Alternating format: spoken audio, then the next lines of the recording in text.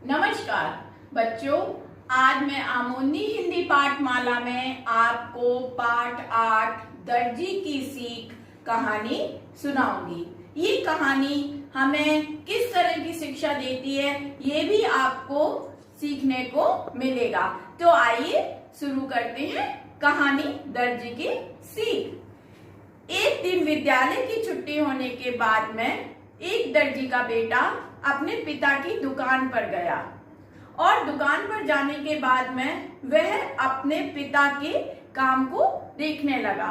उसने देखा कि उसके पिता जो दर्जी हैं, जो कि कपड़े को बार बार काटते हैं और सुई से सिलते हैं। तो अचानक क्या हुआ कि उसने देखा कि उसके पिता कपड़ा काटने के बाद में कैंची को पैर के नीचे दबा लेते हैं और सुई को कपड़ा सीने के बाद में टोपी के ऊपर सिर पर लगा लेते हैं। वह बहुत देर तक इस चीज को देखता रहा।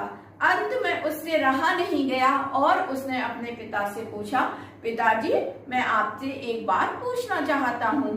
तो दर्जी ने कहा कि बेटा जो भी बात हो वह मुझसे पूछो।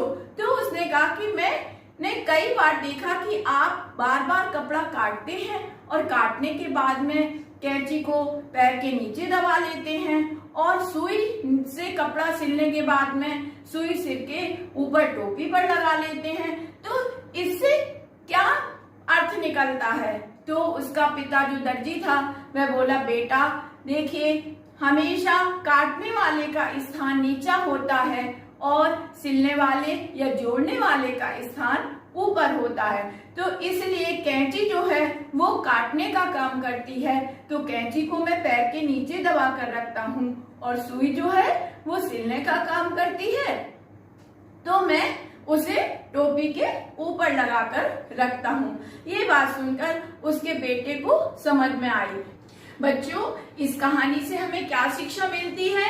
इस कहानी से हमें यह शिक्षा मिलती है कि काटने वाले का स्थान हमेशा नीचे होता है और जोड़ने वाले का स्थान हमेशा ऊपर होता है और जोड़ने वाले का हमें सम्मान करना पड़ता है। तो उम्मीद है कि आपको ये कहानी बहुत पसंद आई होगी और आपको ये कहानी की शिक्षा भी बहुत अच्छी लगी होगी। अब मैं आपको शब्दार्थ बताती हूँ। क्रिया, काम, जिंदगी, जीवन, सार, सारांश या मूल तत्व, सीना, सिलना। अब देखिए बच्चों, निम्नलिखित प्रश्नों के उत्तर दीजिए।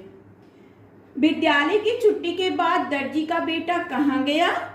तो आपका उत्तर ये है कि विद्यालय की छुट्टी के बाद दर्जी का बेटा अपने पिता की दुकान पर गया। दर्जी कैंची और सुई को कहाँ कहाँ रखता था? दर्जी कैंची को पैर के नीचे दबाकर रखता था और सुई को टोपी के ऊपर लगाकर रखता था। कैंची तथा सुई क्या क्या काम करती हैं? तो कैंची काटने का काम करती है तथा सुई सिलने का काम करती है। दर्जी ने किसके स्थान को ऊपर बताया?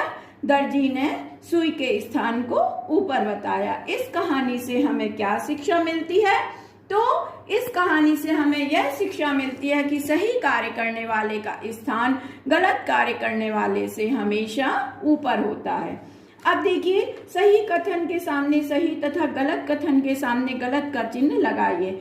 विद्यालय की छुट्टी वाले दिन दर्जी का बेटा पार्क में घूमने गया, ये गलत है।